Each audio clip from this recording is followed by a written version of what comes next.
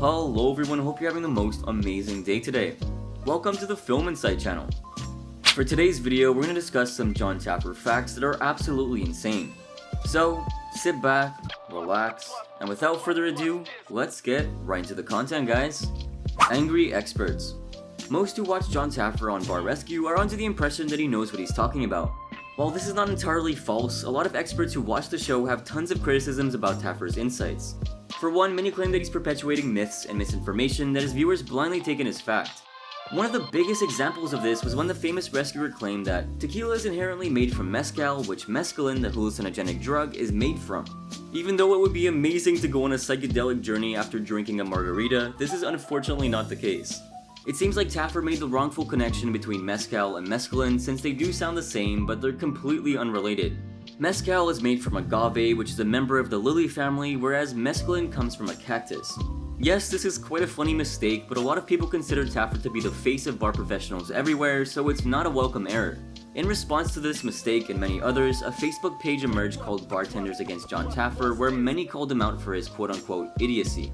The page was quickly taken down since most of the people who were voicing their opinions were mean-spirited and juvenile. Sure, it's really unnecessary to bully someone for the mistakes they make, but Taffer seems to make them quite often. Like when he oddly claimed that the most underrated drink was an old-fashioned. That's like saying the most slept-on rock band is Led Zeppelin. Aside from the fact that he said a lot of questionable things, Taffer has certainly brought some failing bars back on their feet. Cringy promotions. Those who are avid watchers of Bar Rescue would know that Jon Taffer gets angry for a wide array of reasons. One of them being that he doesn't tolerate when owners create an uncomfortable atmosphere for women. The moment Taffer notices that a bartender is hitting on female customers or an owner is mistreating the women in his business, he's quick to call them out. While it's fantastic that he's sticking up for them, Taffer has done some questionable things in the past. Of course, we want to preface this with the idea that people can change, but it's hard to ignore the weird marketing tactics that he's used for his own bar. Back in 1982, Taffer put together a contest called Thanks for the Memories, which was odd to say the very least. It was a 10-week-long event that allowed girls to compete for the chance to win a free breast augmentation. It's unclear what they really had to do, but they were required to give the business before and after bras that were eventually bronzed and hung over the men's urinals. Oh god. He justified doing this by saying that it was a very different political time. I mean, I did midget tossing, so this was a very different time. I would never suggest doing anything like that today. What do you guys think of his reasoning? Is it a good justification or just an excuse to brush off his past actions? Interesting heroes. Before Taffer even dreams of saving the bars featured on his show, he routinely berates the owners until they're either crying or in a fit of rage. But in the end, they more than often look up to him and see him as a hero for leading them down the right path. Though, who does someone as tough and hardworking as Taffer look up to? It's surely some big shot bar expert, right? Well, not even close. The people who Taffer sees as his biggest mentors are the ones you would least expect. For one, he named Thomas Jefferson, yes, the third president of the United States, as one of his inspirations. He claimed that he liked his visions, his convictions, his ambition, his politics, and his finesse, which is pretty understandable. Next, for yet another unexpected influence, he listed Howard Hughes since he was a man who stepped outside of his box all the time and pioneered the best inventions. Lastly, he mentioned that Walt Disney inspired him the most throughout his career since he was the pioneer of reaction management.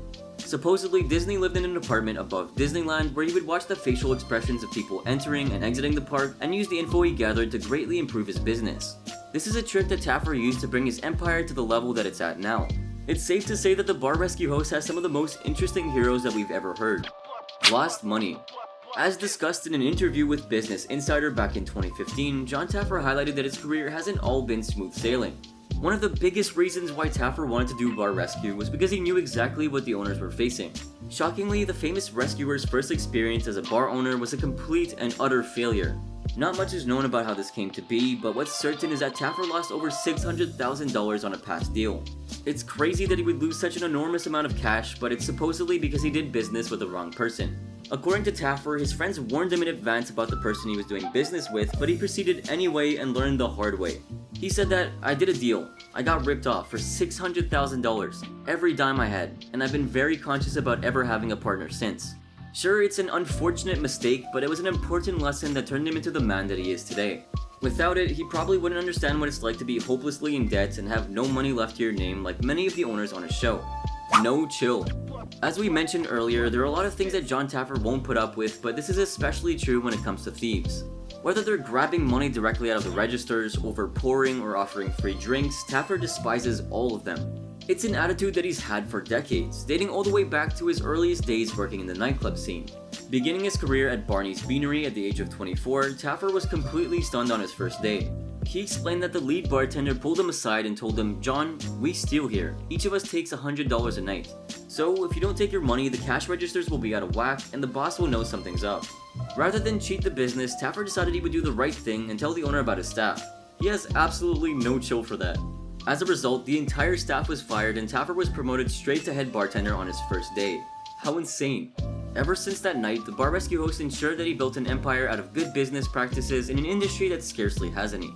While many might think that he's a dirty snitch for telling the owner about his thieving employees, we think he's a gangster for it.